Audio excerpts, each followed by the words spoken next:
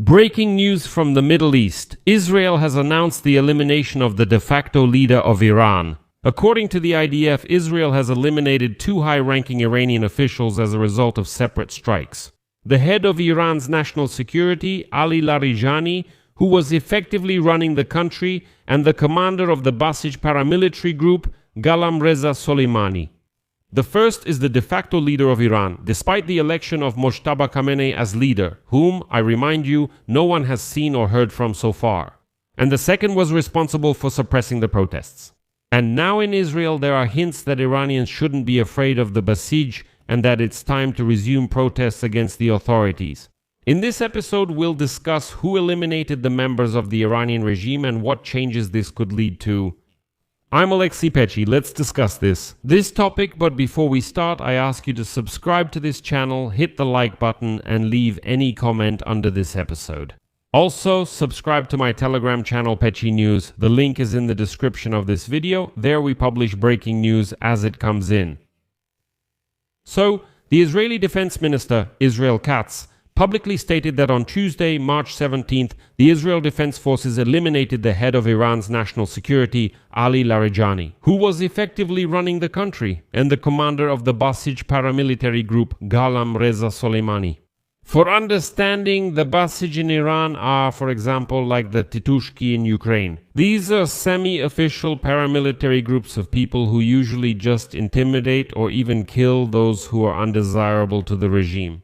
During the protests at the beginning of this year, it was the Basij who killed most of the protesters. They are not regular servicemen. Not by the police, not by the intelligence services, not by army soldiers, but rather, these are the regime's soldiers.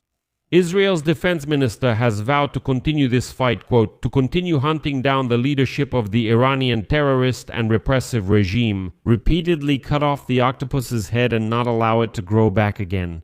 Israeli Prime Minister Benjamin Netanyahu said in his statement that the elimination of Larijani is part of Israel's efforts to destabilize the Iranian regime. Here is the quote. "We hope that this will give the Iranian people the opportunity to remove this. This will not happen immediately and it will not be easy, but if we are persistent, we will give them a chance to take their fate into their own hands." On the other hand, the Iranian regime has not confirmed any of the eliminations. But I would remind you that the death of Ali Hamadi in Tehran was also confirmed almost 2 days later, and as usual, the authorities in Tehran decided to show that everyone else was wrong. And Larijani is actually alive, but no, he hasn't appeared in public. Instead, a handwritten message dated March 17th about a memorial event for the fallen Iranian Navy servicemen was simply published on Larijani's Telegram channel. This was supposed to be proof that he is allegedly alive. It's important to remember that Larijani has become the most radical Iranian official. Last week he warned Donald Trump, quote, "Be careful not to get yourselves destroyed," and threatened to track down American servicemen if the US strikes Iran's energy system. But in reality, Larijani was truly the most influential figure running Iran. While questions remain about the severity of the injuries, Mojtaba Khamenei.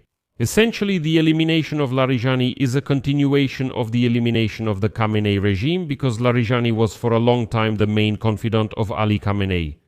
On the other hand, one of the Israeli officials stated that Larijani's influence has been weakening since Mojtaba Khamenei was elected as the new supreme leader. Larijani was lobbying for the candidacies of supposedly other contenders, but in the end, Mojtaba won. And according to informed sources, in recent days Larijani was also part of a group advocating for the start of peace talks with the Americans, although publicly he behaved differently. Sources reported that the opposing camp, led by supporters of Mojtaba Khamenei, such as the Speaker of Parliament Mohammad Bagher Ghalibaf and the commander of the Islamic Revolutionary Guard Corps Ahmed Vahidi, insisted on the contrary on continuing the war. Larijani, who was 67 years old, had long been associated with the Islamic Revolutionary Guard Corps and became a prominent symbol of the regime. And he even took part in a public rally last week in Tehran, despite being a main target for Israel. Larijani skillfully navigated the politics of the Islamic Republic, holding various positions.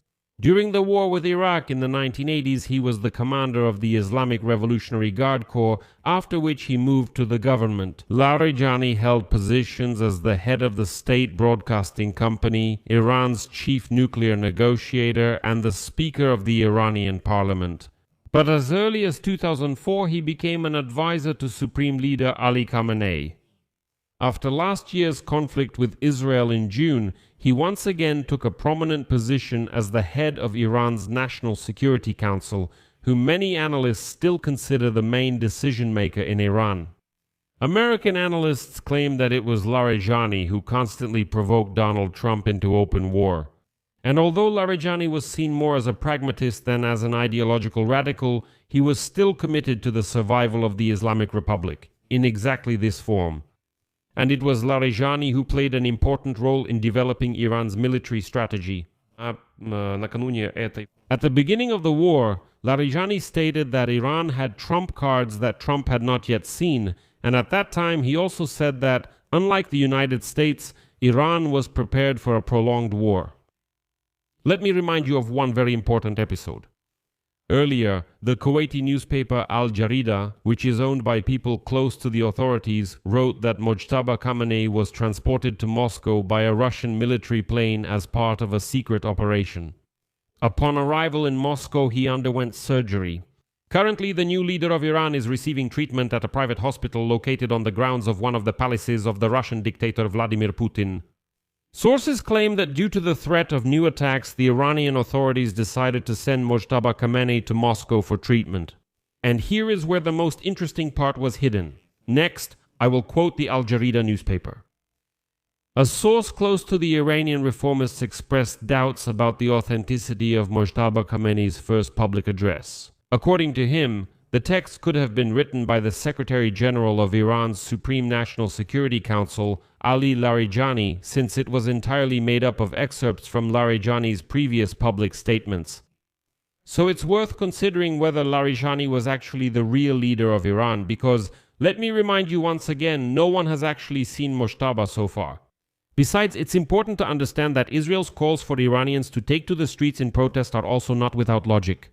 In other words, Israeli intelligence may very well understand that right now the regime in Tehran has lost its real leader, not Mojtaba, who has only been seen on cardboard cutouts. I'll leave it at that. Share your opinions and conclusions in the comments below this episode. Subscribe to the channel, hit the bell, and don't forget to like the video. If you found this episode interesting or useful, you can support our YouTube channel financially with any donation, paid subscription, or YouTube sponsorship. How to do this? All the links and details are in the description of this video or by scanning the QR code on your screen. I'll be grateful for any support you can give. That's all for now. Take care of yourselves. Goodbye, everyone.